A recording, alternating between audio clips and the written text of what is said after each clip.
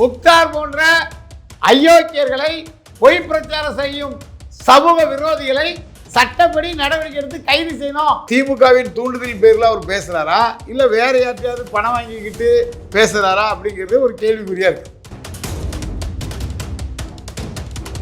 மக்கள் தலைவர் என்றால் எந்த தொழிலாலும் ஜெயிப்புன்னு சொல்லி தனது மக்கள் செல்வாக்கை ஆளுமையை நிரூபித்து வெற்றி பெற்ற தலைவர் காமராஜர்.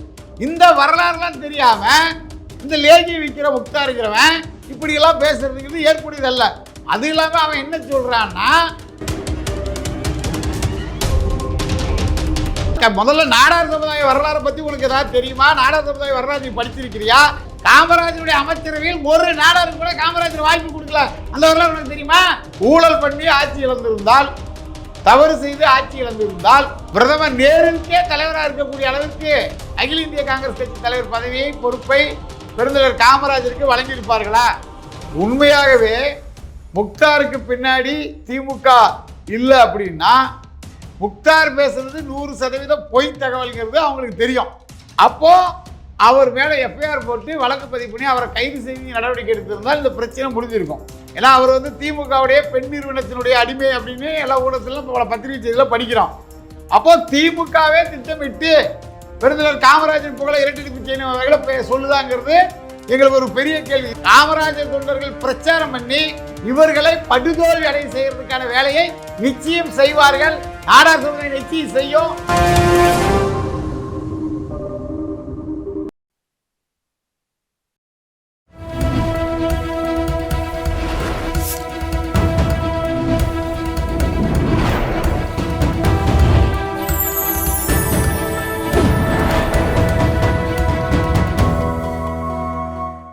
சேனல் 5 தமிழ் நேயர்களுக்கு வணக்கம். இன்றைய நேர்காணலில் நம்மோடு பேச இருப்பது நாடார் சங்க தலைவர் முத்துரமேஷ் நாடார் அவர்கள். சார் வணக்கம். சார் வணக்கம். சார், நேற்று கைது செய்த மாதிரி ஒரு தகவல் ஒன்று பார்த்தோம். என்ன விஷயத்துக்காண்டி கைது, என்ன பிரச்சனை சார்?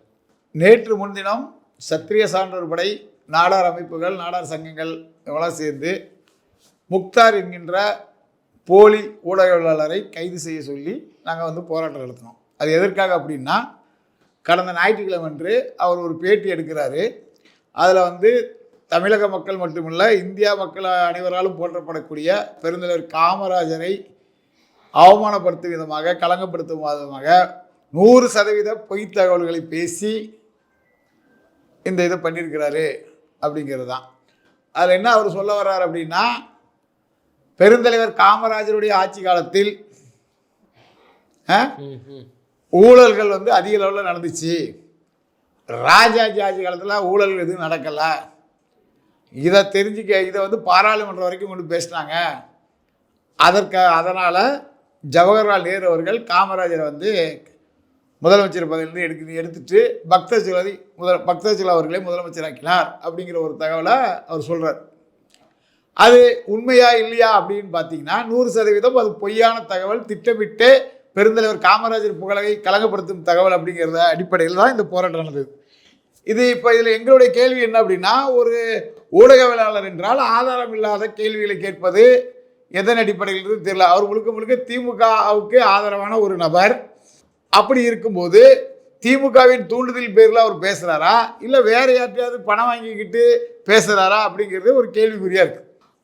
அதாவது 13/4/1954 முதல்வர் பதவியேற்ற காமராஜர் அவர்கள் 2/10/1963 தன்னுடைய பதவியை ராஜினாமா செய்துவிட்டு கே பிளான், அதாவது காமராஜர் திட்டம் அப்படின்னு ஒரு திட்டத்தை எதுக்காக உருவாக்குறாங்கன்னா, 62 நடந்த தேர்தலில் காங்கிரஸ் சில மாநிலங்களில் தன்னுடைய செல்வாக்கு குறைந்து வர்றது காரணமாக கட்சியை பலப்படுத்த வேண்டும், இளைஞர்களுக்கு கட்சியை வலுப்படுத்த வேண்டும். அதனால ஒருவருக்கு ஒரு பதவி தான் இருக்கணும். அதாவது உதாரணத்துக்கு அகில இந்திய காங்கிரஸ் தலைவர் பண்ணால் அந்த காங்கிரஸ் தலைவர் பதவியில் தான் இருக்கணும், பிரதமர் பதவியில் இருக்கக்கூடாது. பிரதமராக இருந்தால் அகில இந்திய காங்கிரஸ் தலைவர் பதவியில் இருக்கக்கூடாது. இப்படி ஒரு நபருக்கு ஒரு பதவி தான் இருக்கணும், மீதி உள்ளவங்களாம் கட்சி பணியை நல்லா பண்ணுங்க அப்படின்னு சொல்லி உருவாக்கப்பட்ட திட்டம் தான் கே பிளான் சொல்லப்படுகின்ற பெருந்தலைவர் காமராஜரோட திட்டம்.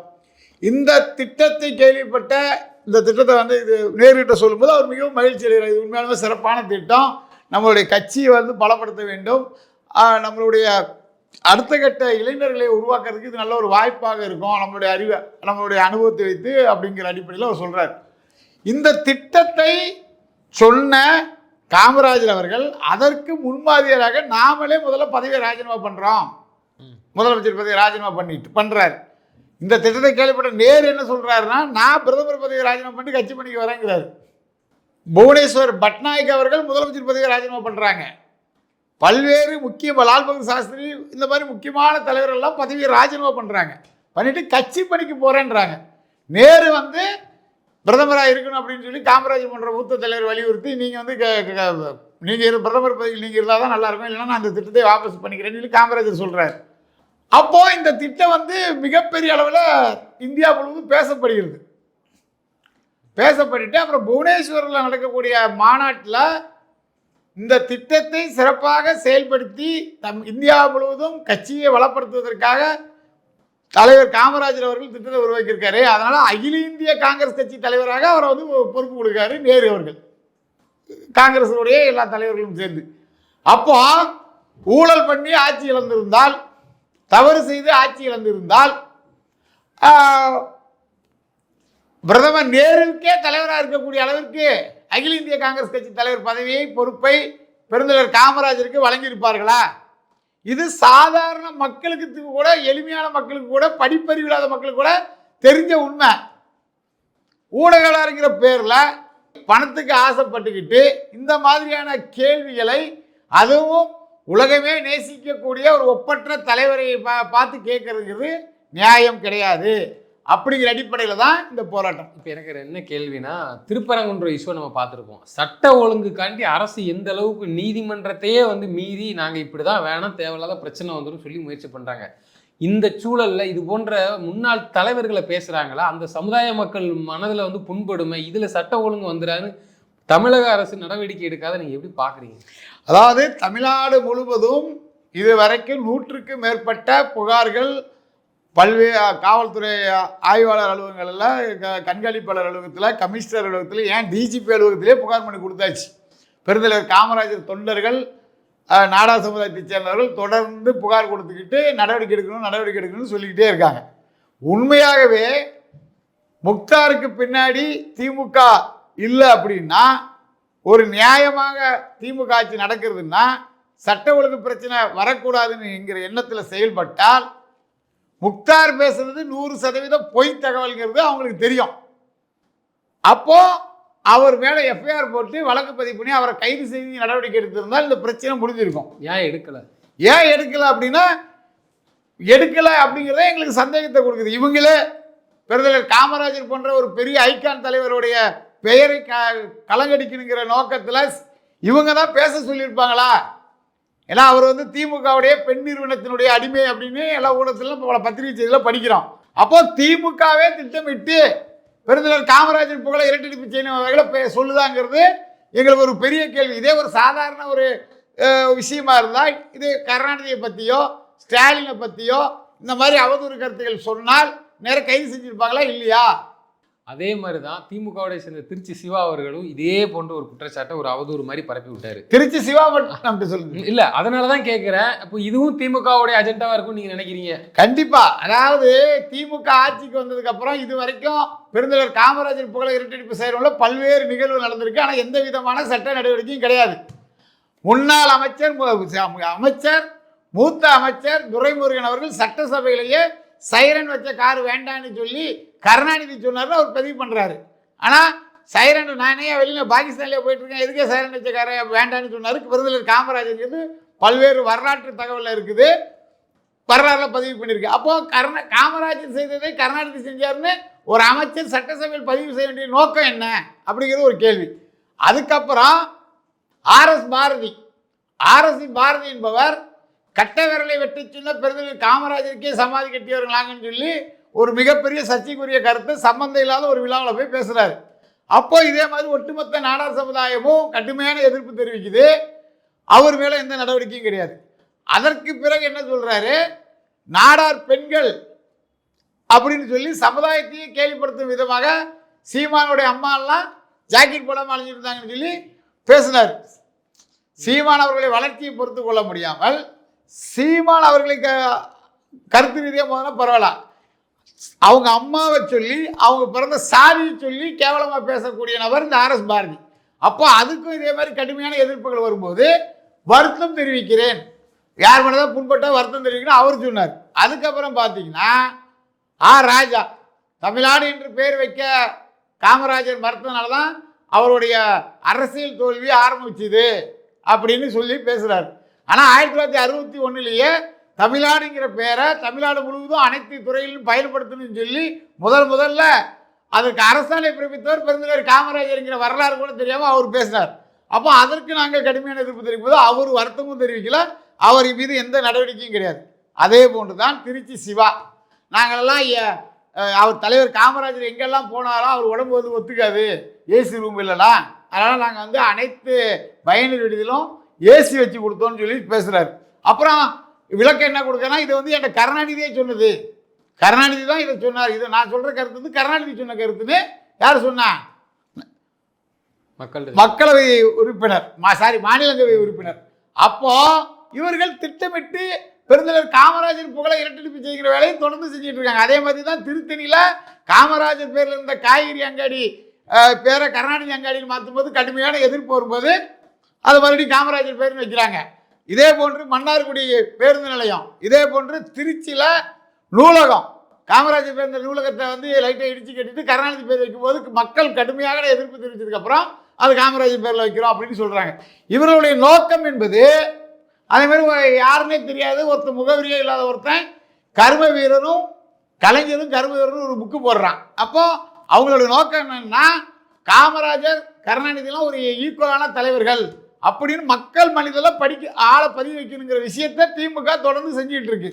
அதாவது தமிழ்நாட்டில் படி என்று சொல்லி மாணவர்களை படிக்க வைப்பதற்காக மாணவர்கள் மனதில் சாதிய ஏற்றத்தாழ்வு வரக்கூடாது, உயர்வு தாழ்வு மனப்பான்மை வரக்கூடாதுன்றதுக்காக பள்ளி சீருடை திட்டத்தை கொண்டு வந்த பெருந்தலைவர் காமராஜரும் கள்ளச்சாராய வியாபாரம் பண்ணுங்க, டாஸ்மார்க் வியாபாரம் பண்ணுங்க, எந்த வியாபாரம் வேணாலும் பண்ணுங்க, சாராயத்தை குடிச்சு எப்படி வேணாலும் எக்கேடு கெட்டு போங்க, நாங்கள் அதை வச்சு ஆட்சி நடத்துகிறோன்னு சொல்லி செயல்படக்கூடிய ஸ்டாலினுடைய ஆட்சியாக இருக்கட்டும், கருணாநிதியுடைய ஆட்சியாக இருக்கட்டும், இவங்க ஆட்சியும் ஒன்றுன்னு சொல்கிறதுங்கிறது வந்து முழுக்க நாளைய இளைய தலைமுறை வந்து வரலாறு தெரியாமல் கருணாநிதியும் இப்போ மக்களை படிக்க வைத்த கல்வி கன்ற காமராஜர் ஒன்றுங்கிற மாதிரி ஒரு கட்டமைப்பை ஏற்படுத்துவதற்காக பல 100 கோடி ரூபாய்களை செலவு செய்து இதை போன்ற அல்றை சில்லறை ஊடக வியாபாரிகளை வைத்து இப்படி பேச வைக்கிறாங்கிறது தான் ஒட்டுமொத்த பெருந்தலைவர் காமராஜர் தொண்டர்களாக இருக்கட்டும், தமிழ் சமுதாய மக்களாக இருக்கட்டும் கடுமையான எதிர்ப்பை கண்டனத்தை பதிவு செய்து வராங்க.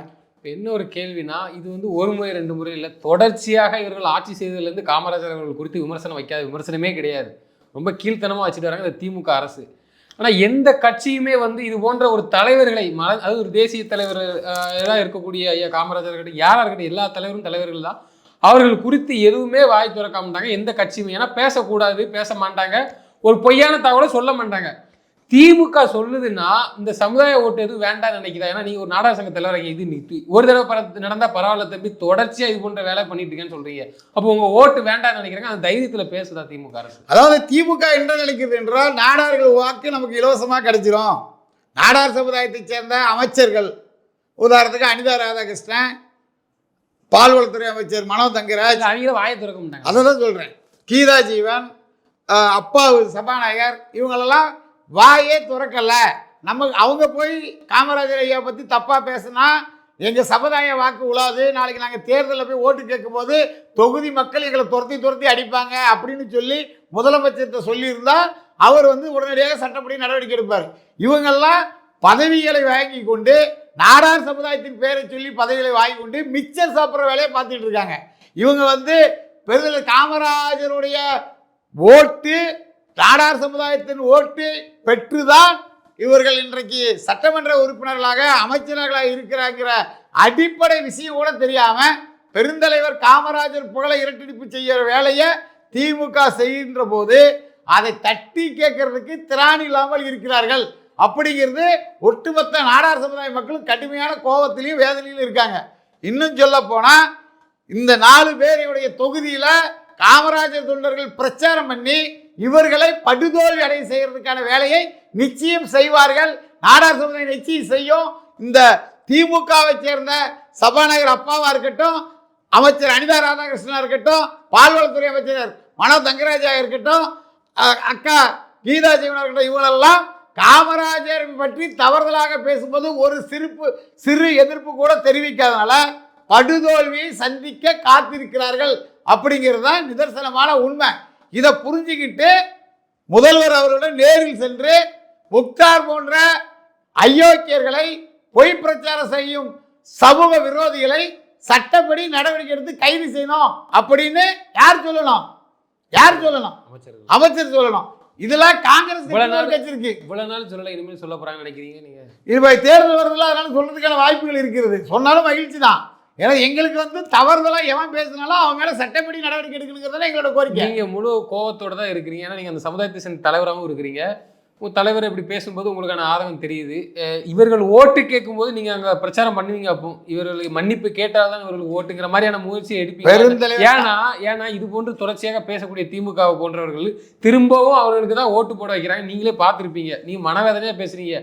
இப்படி ஒரு தலைவரை பேசிட்டு நம்ம அப்படியே போய் ஓட்டு போடுறோம்னா இது என்ன அர்த்தங்கிற மாதிரி. இதுல இப்ப அந்த முட்டாள் முக்தார் என்றவன் ஒரு கருத்தை சொல்றான். குடியாத்தம் தொகுதியில் காமராஜர் வெற்றி பெற்றதற்கு அண்ணா பெரியார் தான் காரணம் அப்படிங்க. அவனுக்கு வரலாறு தெரியுமா தெரியாதா? வரலாறு படிச்சிருக்கானா இல்லையா? அவன்லாம் யாரு? லேகி வித்துட்டு இருந்தவன்லாம் ஊடகவியலாளர்னு உட்காந்து பேசுனா இது என்ன?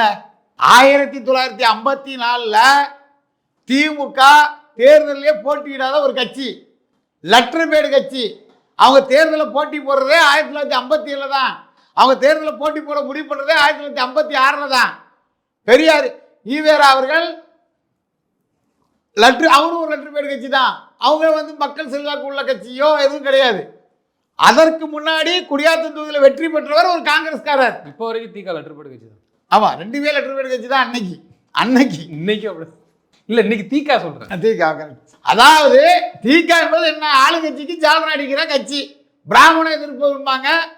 முன்னாள் முதல்வர் ஜெயலலிதா சமூக நீதி காத்த வீராங்கனின்னு சொல்லி அந்த அம்மாவுக்கு போய் பாராட்டு விழா நடத்துவாங்க. 10 வருஷம் ஓட்ட வேண்டாமா? அதுதான் இவங்களுடைய நோக்கம் என்பது ஆளுங்கட்சிக்கு ஜாலரா அடிக்குது. அது ஒரு தனி சப்ஜெக்ட். அதை விட்டுருவோம், நம்மளோட பிரச்சனைக்கு வருவோம். முக்தார் என்ன சொல்றாருன்னா, குடியாத்தம் தொகுதியில் காமராஜரை ஜெயிக்கிறதுக்கு இவங்க தான் காரணங்கள். இவங்க யாருன்னே தெரியாது அந்த தொகுதி மக்களுக்கு. அதுக்கு முன்னாடி ஜெயித்தது காங்கிரஸ். காமராஜர் நினைத்திருந்தால் அண்ணா முதலமைச்சராகும் போது எம்எல்சி ஆனார். அதாவது சட்டமன்ற உறுப்பினர்கள் ஓட்டு போட்டு தேர்ந்தெடுக்கக்கூடிய எம்எல்சி ஆகி புற வழியாக முன்வாசல் வழியாக மக்களால் தேர்ந்தெடுத்துட்டு வராமல் மக்கள் பிரதிநிதிகளால் தேர்ந்தெடுக்கப்பட்ட ஒரு பதவியில் முதலமைச்சர் அண்ணா, திமுகவுடைய நிறுவனர் தலைவர். அதே போன்று ராஜாஜி அவர்களும் அதே தான் செஞ்சாங்க. ஆனால் பெருந்தலைவர் காமராஜர் அவர்கள் நேர்மையாக தூய்மையாக மக்களுக்கு நாம் சேவை செய்ய வேண்டும் என்றால், நாம் தமிழ்நாட்டு முதலமைச்சராக இருக்க வேண்டும் என்றால், தமிழ்நாட்டில் எந்த மாவட்டமாக இருந்தாலும் எந்த தொகுதியாக இருந்தாலும் அதில் நம்ம போட்டி போட்டு வெற்றி பெறணும். அப்போதானே நம்ம தமிழ்நாட்டு முதலமைச்சர். ஒரு தொகுதியில் அவர் சொந்த தொகுதியிலையோ நாடார்கள் பெருமையான தொகுதியில் நின்று ஜெயிச்சா அவர் எப்படி முதலமைச்சர்? அவர் எப்படி மக்கள் தலைவர்? மக்கள் தலைவர் என்றால் எந்த தொகுதியிலனாலும் நின்று ஜெயிப்புன்னு சொல்லி தனது மக்கள் செல்வாக்கை ஆளுமையை நிரூபித்து வெற்றி பெற்ற தலைவர் காமராஜர். இந்த வரலாறுலாம் தெரியாம இந்த லேகி விற்கிற முக்தாருங்கிறவன் இப்படியெல்லாம் பேசுறதுங்கிறது ஏற்புடையதல்ல. அது இல்லாமல் அவன் என்ன சொல்றான்னா, நாடார் சமுதாயம் காமராஜர் ஆட்சி காலத்தில் கள்ள நோட்டு அடிச்சாங்க, கலப்பட வியாபாரம் பண்ணாங்க, ஊழல். அதாவது என்னதுன்னா, ஊழலுக்கு வித்துட்டதே காமராஜர் ஆட்சி தான். அப்புறம் அது என்னமோ ஒன்று சொன்னாங்களே, இந்த இலவசங்கிற இதை பரப்புனதே அதுல இருந்தால் விதைக்கப்பட்டதுன்னு சொல்லி விமர்சனம் பண்றாங்க. அதாவது இப்போ காமராஜர் ஆட்சி காலத்தில் விருதுநகரில் யார் கலப்படம் பண்ணா, எந்த நாடார் கலப்படம் பண்ணாருன்னு இவரால் சொல்ல முடியுமா? வழக்குகள் பதிவு செய்யப்பட்டிருக்குதா? இப்போ யாரோ ஒருவர் வியாபாரத்துக்காக கலப்படமே பண்ணியிருக்கிறாரு, அவர் நாடார் சமுதாயத்தை சேர்ந்தவரே இருக்கிறாருன்னு வச்சுக்குவோம். நீங்கள் ஒரு நபரை சொல்லணுமா, ஒட்டுமொத்த சமூகத்தை சொல்லணுமா? இப்போ முஸ்லீம் பயங்கரவாதிகள் பல இடங்களில் குண்டு வைக்கிறாங்க, போதைப் பொருள் வியாபாரம் பண்ணுறாங்க, பிடிபடுறாங்க. அப்போ ஒட்டுமொத்த முஸ்லீம் சமுதாயத்தையும் அவங்க பயங்கரவாதிகள், ஒட்டுமொத்த முஸ்லீம் மக்கள் எல்லாம் போதைப் பொருள் வியாபாரம் பண்றவங்க அப்படின்னு சொல்ல முடியுமா? அவர் சொத்து சேர்த்தாரோ இல்லையோ, அவர் சகாப்தங்களை நல்லா வச்சு இப்ப மேலோக்கி விட்டுட்டாரு. அந்த குற்றச்சாட்டும் நான் பார்த்தேன். அந்த மாதிரி யாராவது ஒருத்தர் சொல்லுங்க. அதாவது முதல்ல நாடார் சமுதாய வரலாறு பத்தி உனக்கு ஏதாவது தெரியுமா? நாடார் சமுதாய வரலாறு நீ படிச்சிருக்கிறியா? நாடார்கள் உழைப்பால் உயர்ந்தது எந்த வருஷம், எப்படி, ஏதாவது தெரியுமா உனக்கு? அரியலூர்ல ஒரு ஜமீனையே பணம் கொடுத்து வாங்க குடிக்கிற அளவுக்கு ஆளுமையா இருந்த பொறையார் ராவ் பகதூர் ரத்தனசாமி குடும்பத்தை பத்தி உனக்கு தெரியுமா? 1840 மயிலாடுதுறையில் நாடார்களுக்கு பள்ளிக்கூடங்களை உருவாக்கி சாதியையும் சேர்த்து அனைத்து சமுதாய மக்களையும் படிக்க வைத்தவர்கள் நாடார்கள். அந்த வரலாறு தெரியுமா? 1880 அருப்புக்கோட்டை, விருதுநகர், பாளையம்பட்டி, கல்லூரணி, இப்படி பல ஊர்களில் பள்ளிக்கூடங்களை உருவாக்கி அனைத்து சமுதாயம் படிக்க வைத்தவர் நாடார். அந்த வரலாறு தெரியுமா? இதெல்லாம் கூட பெருந்தலைவர் காமராஜர் அவர்கள் படித்தது நாடார் உறவு முறையான சத்திரிய வித்தியாசாலா என்கிற பள்ளிக்கூடத்தில் தான். அப்படிங்கிற வரலாறு உனக்கு தெரியுமா? 1921 தமிழ்நாடு அரசே பேங்க் நடத்தாத போது தமிழ்நாட்டில் நாடார் பேங்க்னு ஒரு பேங்கை உருவாக்கி அது பின்னாடி தமிழ்நாடு மெர்கன்டைல் வங்கி இன்னைக்கு வரைக்கும் செயல்படுத்திட்டு இருக்கக்கூடிய சமுதாயம் நாடார் சமுதாயம். உங்களுக்கு தெரியுமா? எதுவுமே தெரியாம நாடார்கள் காமராஜர் 54 முதலமைச்சர் ஆனதுக்கு அப்புறம் தான் நாடார் சமுதாயம் வளர்ந்துருச்சு அப்படின்னா, அப்ப 54க்கு முன்னாடி தினத்தந்திங்கிற ஒரு மிகப்பெரிய பத்திரிகையை நடத்திட்டு இருக்காங்க. ஏவிடிங்கிற தேயிலை கம்பெனி நடந்துட்டு இருக்கு, பெரிஸ் பிஸ்கெட் இருக்கு, காளிமார்க் சோடா இருக்கு, ஐயன் பட்டாசுகள் இருக்கு. இதெல்லாம் எப்போ உருவாச்சு? காமராஜர் ஆட்சி காலத்தில் உருவாச்சா? 1800 சில்லறையில் உருவாச்சா? 1920 சில்லறையில் உருவாச்சா? என்ன அவனுக்கு நான் சொல்றேன், 1827 தட்சிண பாரத நாடார் சங்கம் சார்பாக தொழிலுக்காக தமிழ்நாட்டில் உள்ள முக்கியமான ஊர்களெல்லாம் தொழிற்பேட்டைகளை உருவாக்கி வணிகத்தில் சிறந்து விளங்கிய சமுதாயம் நாடார் சமுதாயமா? காமராஜர் ஆட்சிக்கு வந்ததுக்கு அப்புறம் நாடார் சமுதாயம் தொழில முன்னேறிச்சா? உனக்கு வரலாறு தெரியுமா? காமராஜருடைய ஆட்சி காலத்தில் காமராஜருடைய அமைச்சரவையில் ஒரு நாடாருக்கு கூட காமராஜர் வாய்ப்பு கொடுக்கல. அந்த வரலாறு உனக்கு தெரியுமா? நாடார்கள் பெரும்பான்மை இருக்கக்கூடிய திருச்செந்தூர் தொகுதியில் டிடி கிருஷ்ணமாச்சாரியார எம்பி ஆக்கினவர் காமராஜர். அந்த வரலாறு உனக்கு தெரியுமா? நாடார்கள் அதிக அளவில் இருக்கக்கூடிய ஸ்ரீவைகுண்டம் தொகுதியில் வீரபாகு என்ற பிள்ளை சமுதாயத்தை சேர்ந்த ஒரு சட்டமன்ற உறுப்பினர் காமராஜர். அந்த ஒரு வரலாறு தெரியுமா?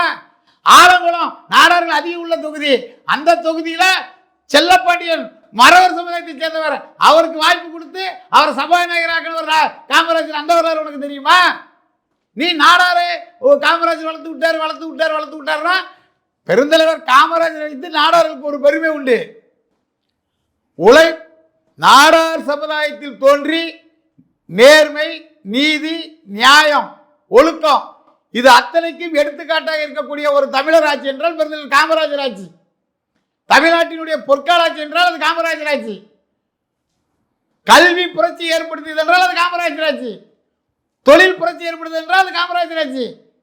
இப்படி பல்வேறு புரட்சிகளுக்கு வித்திட்ட பெருந்தலைவர் காமராஜரை கொச்சைப்படுத்தும் அளவிற்கு ஒரு லேகிய வியாபாரி வாய்ச்சாரி முக்தார் பேசுறார் அப்படின்னா இந்நேரம் தமிழக அரசு, தமிழக காவல்துறை கடுமையான நடவடிக்கை எடுத்திருக்கணும் இல்லையா?